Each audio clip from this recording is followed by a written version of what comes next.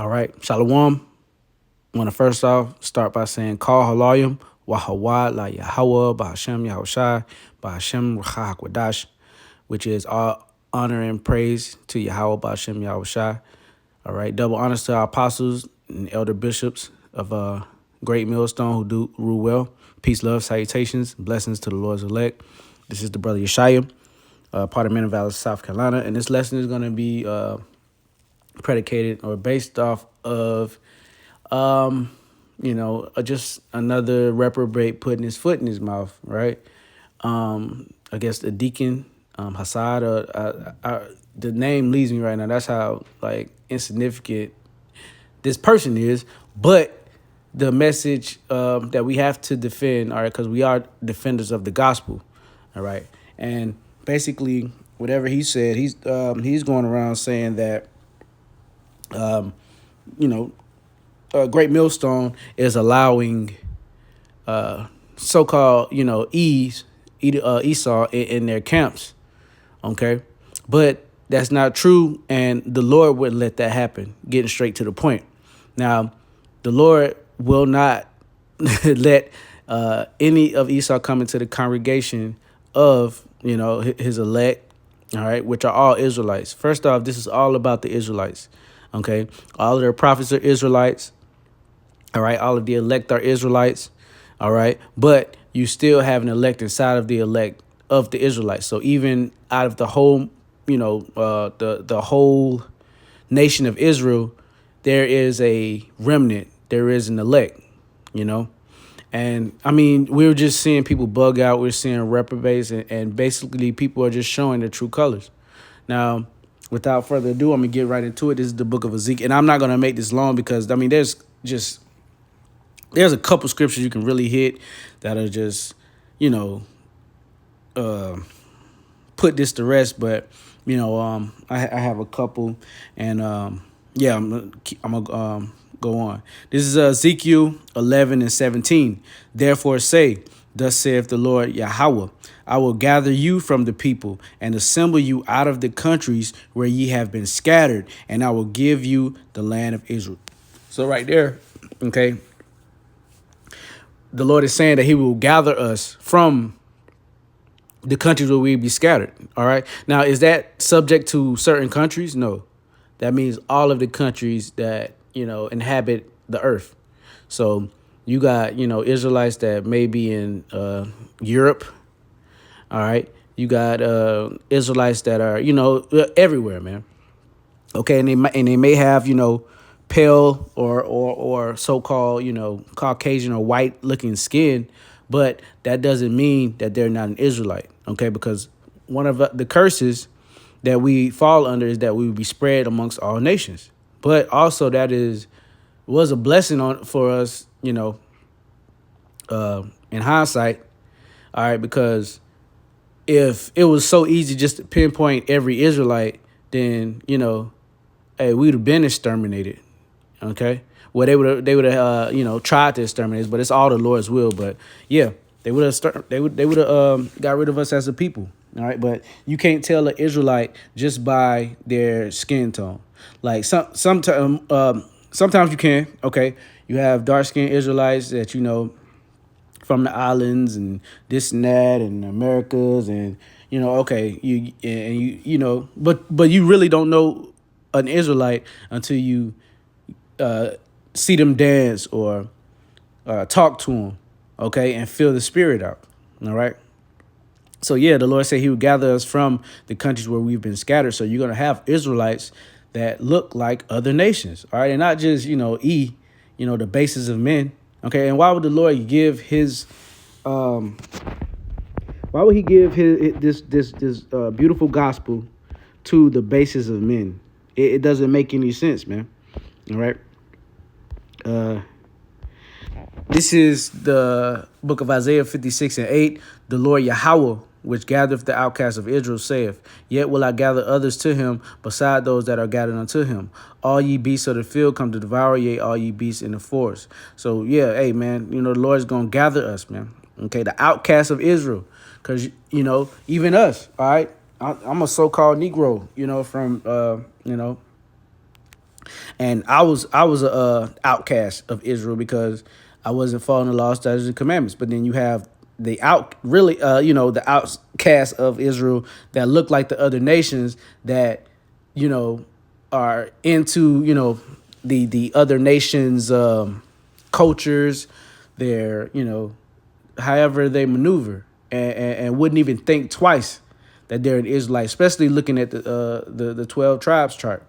Okay, the plank, all right, the stick, okay, which we are required to have on the highways and the byways, which has a spiritual, location of where the tribes would end up after we left the homeland and got dispersed.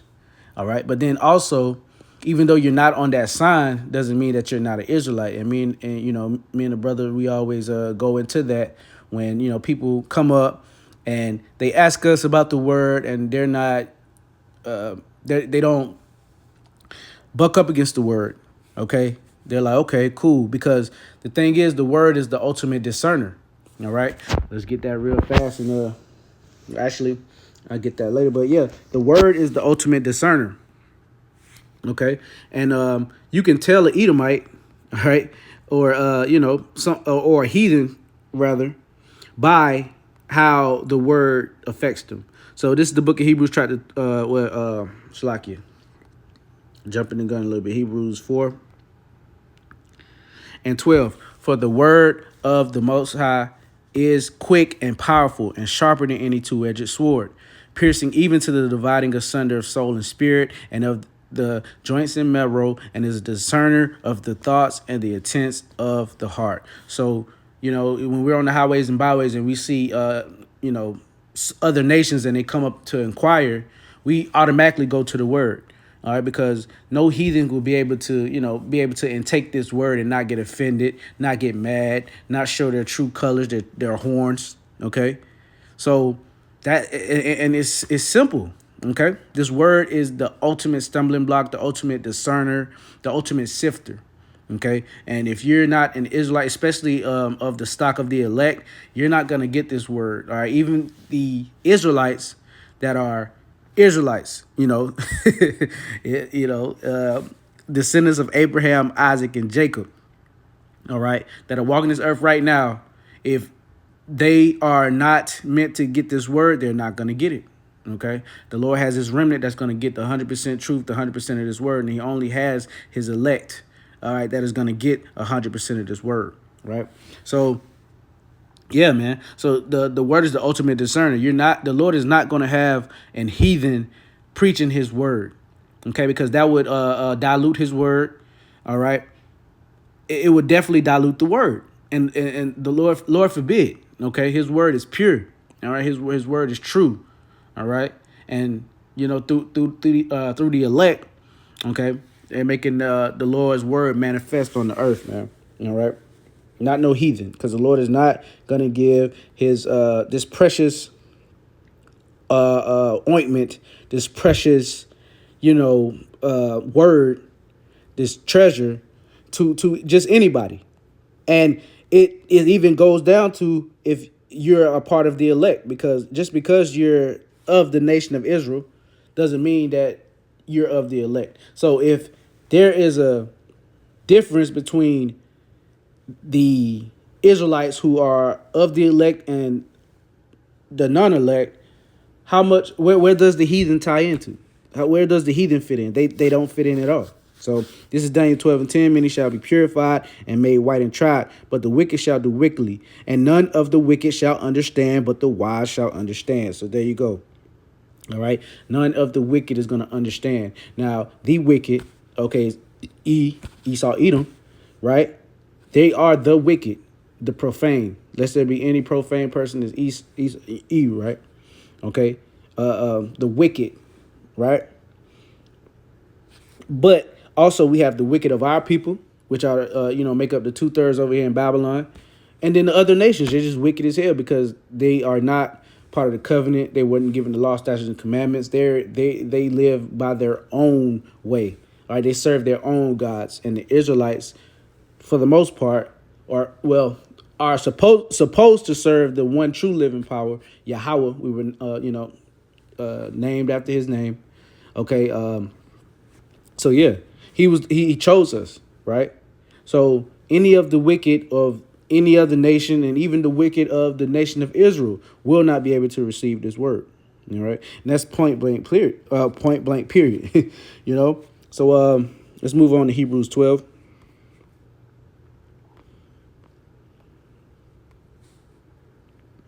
16. Lest there be any fornicator or profane person as Esau, who for one morsel of meat sold his birthright. So profane means to be outside of the temple. And what represents the temple is the temple of Yahweh Shem Yahweh Shah, right? Not necessarily a physical temple, which, they wasn't even allowed. They wanted to build with us. The heathen nations and them, they wanted to build with us, and they couldn't even partake in helping us build the temple, a physical temple. So how much more the spiritual temple, man, pushing this word. All right, the Lord is not going to let an Edomite build the spiritual temple like we're doing now. All right, through these video epistles, through the highways and the byways, through the street ministries. All right, the Lord is not going to do that, man, because then he wouldn't be true to his word. But hey, the Lord is true to his word, right? For you know how that after it, when he would have inherited the blessing, was rejected, for he found no place of repentance, though he sought it carefully with tears. So, man, this goes back to Esau. This goes back to Cain.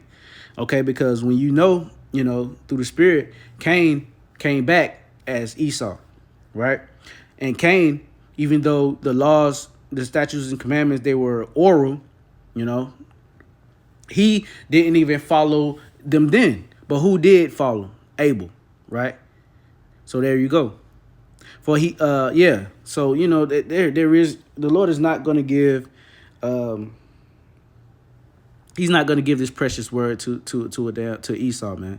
All right, not any other heathen, but not to mention all the other heathens, but he's not going to give his word to Esau. Like, come on, man. Romans 9.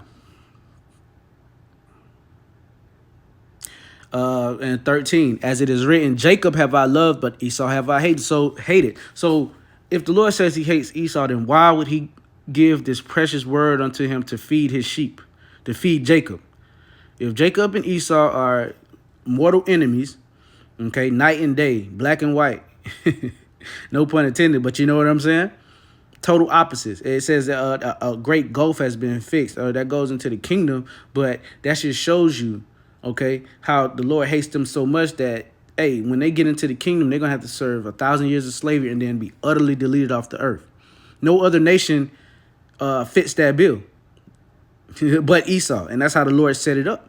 So if the Lord has this much disdain for this people that he created, why would he give them the word to preach to his elect at this time? It doesn't add up, man. Romans 8 and 16, the Spirit itself bears witness with our spirit that we are the children of the Most High. So through the Spirit, you will know who an Edomite is. You will know what a Hamite is. You will know these other nations, man. And, I'm just talking through experience from the highways and the byways. When, people come up to us, we always sift them through the word. All right. And we'll also leave them with this. If they, come up and they look like a so-called white man or white man or whatever, we'll be like, okay, well, you didn't buck up. You didn't, this word kind of resonates with you. You might be an Israelite.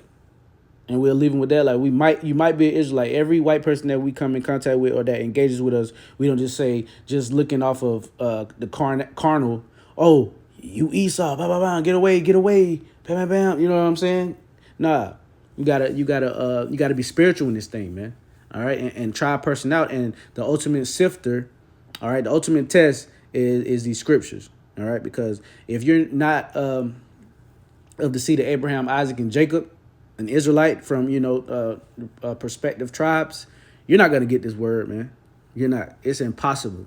Like, it's not encoded in your DNA, in your spiritual DNA, your physical DNA. You're gonna buck up against the word. You're gonna follow Christianity. You're gonna follow Mormonism, whatever.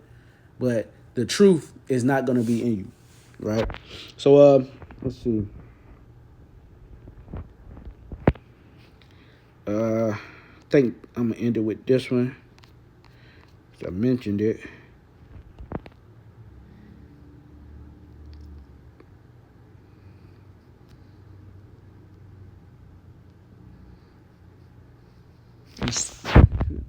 Uh,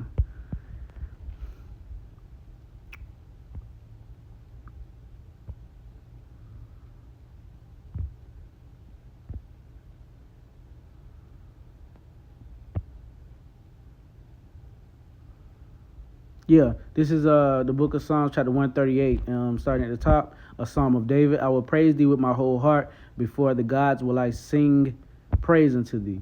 I will worship toward thy holy temple, separate, all right? Holy means separate, temple, and praise thy name for thy loving kindness and for thy truth.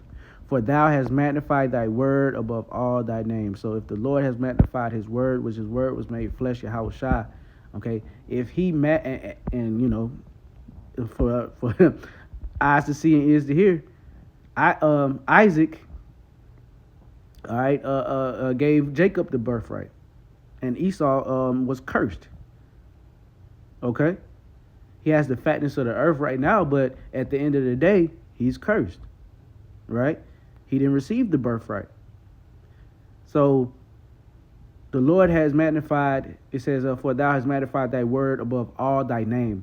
So if the Lord has magnified his word above all his before his name above his name, why would he give it to the basis of men, which is Esau, Edom, the lowest of the heathen, the lowest of the low?